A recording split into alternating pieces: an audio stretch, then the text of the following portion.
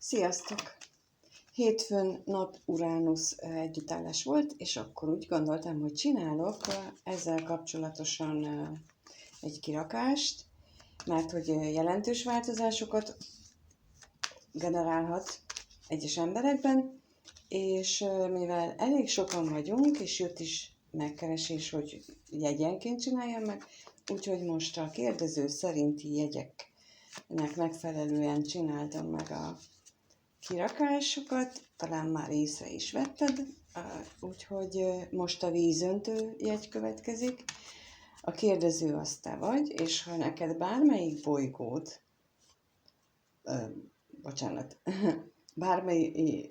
a napod, holdad, aszcendensed, vagy uralkodó bolygód a vízöntőben van, akkor nagy eséllyel neked szólhat ez a kirakás, és első körben azt kérdezzük meg, hogy mi van azzal a személlyel, akire te most gondolsz, mi van vele, van-e változás az életében, változott-e valami a környezetében, szóval, hogy jelenleg ő vele mi van.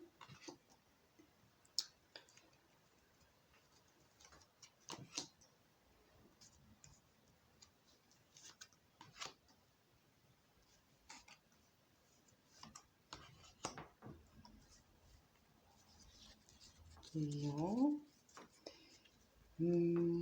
Még rákérdezek.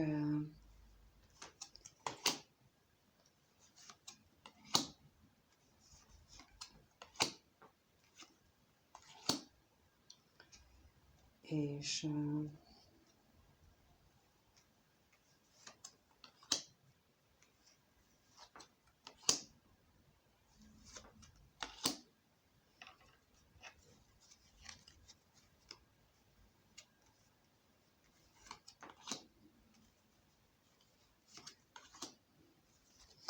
jó, hát ahogy látom, ő nagyon szeret kommunikálni.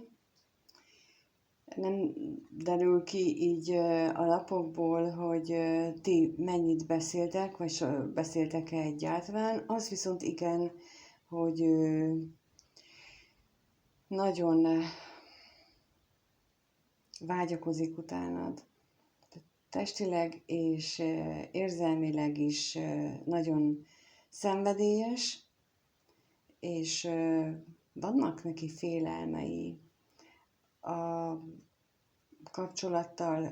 kapcsolatot illetően, hogy most nem jól működhet például, az is lehetséges, hogy nem, vagy hogy nem lesz tartós ez a kapcsolat, lehetséges, hogy ilyen félelmei vannak, mert hogy domináns ebben a pillanatban benne az extrák, tehát a fizikai vágyak dominálnak benne, de nagyon szeretne egy találkozást is, ezen is nagyon sokat gondolkodik, és ahogy látom, ő emellett eléggé kitart. És örülne egy olyan dolognak, hogyha ez a távolság köztetek, ami fizikai vagy érzelmi is lehet, tehát ez a távolság, ez változna, és valami szerencse folytán az ő reményei valóra válnának.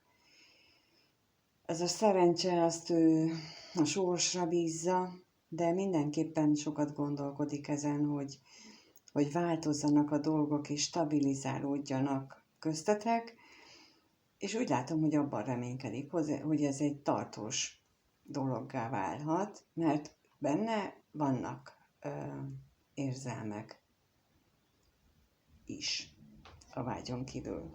Jó, akkor megnézzük, hogy veled kapcsolatosak ezek, amit az előbb láttunk, lapok, vagy érzések, gondolatok, vagy valaki mással, mert ugye az előbb csak az ő helyzetére kérdeztünk rá, az ő gondolataira, de most kifejezetten azt kérdezem, hogy veled kapcsolatosan ő hogyan áll, mit gondol, mit érez, hogyan viszonyul hozzád, tehát mi vagy ki vagy te neki, hogyan gondolkodik felőled, hogyan viszonyul ő te hozzád, mit gondol ő te rólad.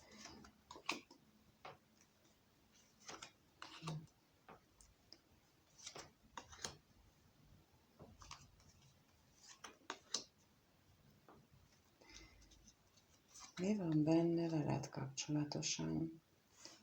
Jó, megkérdezzük a...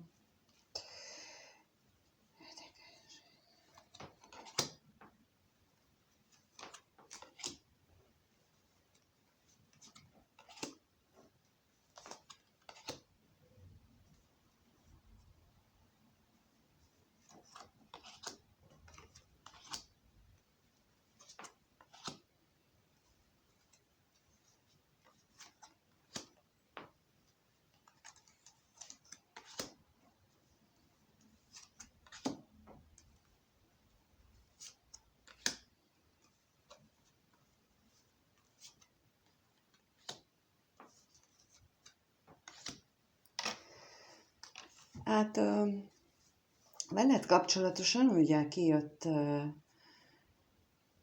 lapok alapján, ő rengeteget gondol arra, hogy félelmei vannak. Félelmei vannak, mint az előbb is mondtam, hogy és úgy látom, hogy veled kapcsolatosan vannak félelmei, hogy te mennyire vagy stabil, mennyire gondolod komolyan, mennyire, hogy fogsz-e gondolni egy döntésre, tehát hogy meghozod-e a döntést, hogy akarod-e őt. Nekem most egészen az jön, hogy te vagy az, aki húzódozik itt a döntés meghozatalától, és ez benne szomorúságot kelt, elég nagy szomorúságot, és ő ettől fél, hogy te még mindig húzod, halasztod a dolgokat, és nem kommunikálsz arról, hogy született-e döntés, döntesz-e, akarsz-e dönteni. Tehát ő most veled kapcsolatban erre gondol, és arra gondol, hogy talán befolyásolnak téged. Befolyásolnak lelkileg, úgyhogy nem is veszed észre. Lehet, hogy egy idősebb nő a környezetedben van, aki befolyásol, manipulál, szerinte nem jó irányba,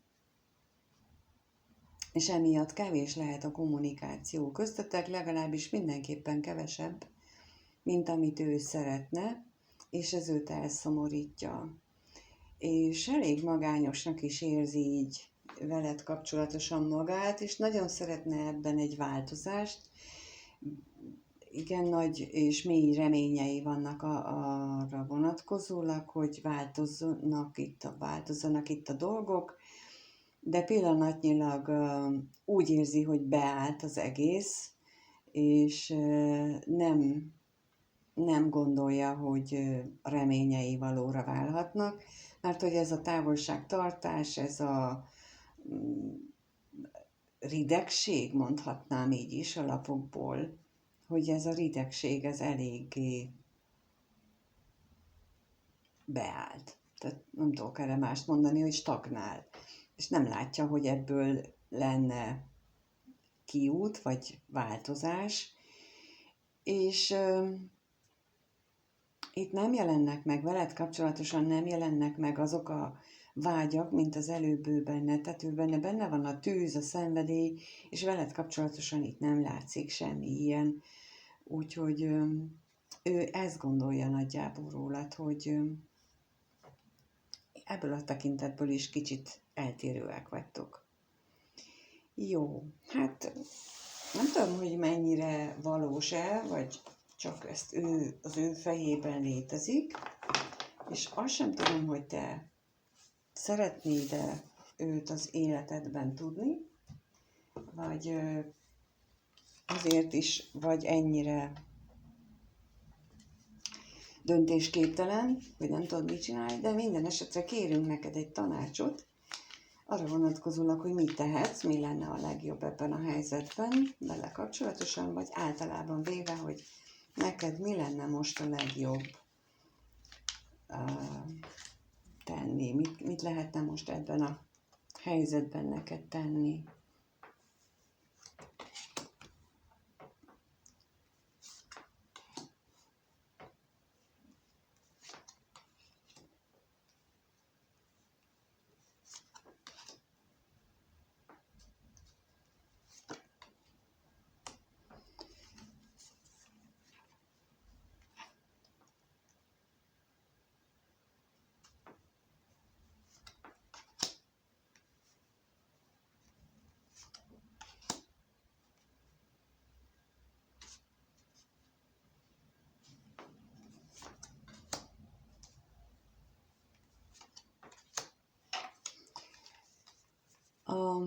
Ami kijött tanács neked, az szerint, amikor leraktam a hold lapját, az jött elsőre, hogy nézd magadba. Nézd magadba leginkább. Jó, elmondom akkor, hogy kijött a hold, az útkereszteződés, a hírnök, a kulcs és a hajó, és akkor a kulcsra kértem rá, hogy milyen megoldás van nálad, és arra pedig kijött a torony és a horgony, és a hajóra rákérdezve, arra pedig kijött a levél és a kutya. Szóval, hogy az jött első gondolatként, ahogy leraktam a lapot, hogy nézd magadba mélyen, hogy mit akarsz, milyen hírre vársz, vagy mi az, amire vársz, hogy tudd, hogy mit akarsz. Ugye itt a hírnök azt jelenti, hogy vársz egy olyan beérkező információra, ami esetleg megkönnyíteni a döntést, mert ugye az útkereszteződés a döntésre mutat, és nem csak az, hanem a kulcs is itt van, amire kijött a torony és a horgony, és utána ott van a hajó, tehát itt is megint az ellentmondás, hogy jobbra vagy balra, tehát hogy ezt magadban kellene megvívni, ezt a csatát, hogy mit szeretnél. És aztán kommunikáld, és tartsál ki, döntsd el, és aztán kommunikáld le, hogy mi az, amit szeretnél. És neked most ez a legfőbb tanács, hogy magadban tisztázd le az érzéseidet,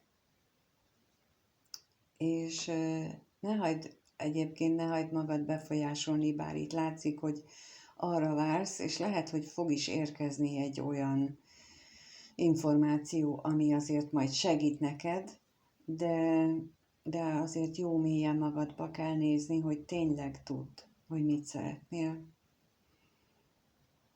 Remélem, hogy segített ez a kirakás valakinek. Köszönöm, ha itt vagy, lájkolsz, feliratkozol, és köszönöm, ha megírod a véleményedet is. Minden jót kívánok mindenkinek, sziasztok!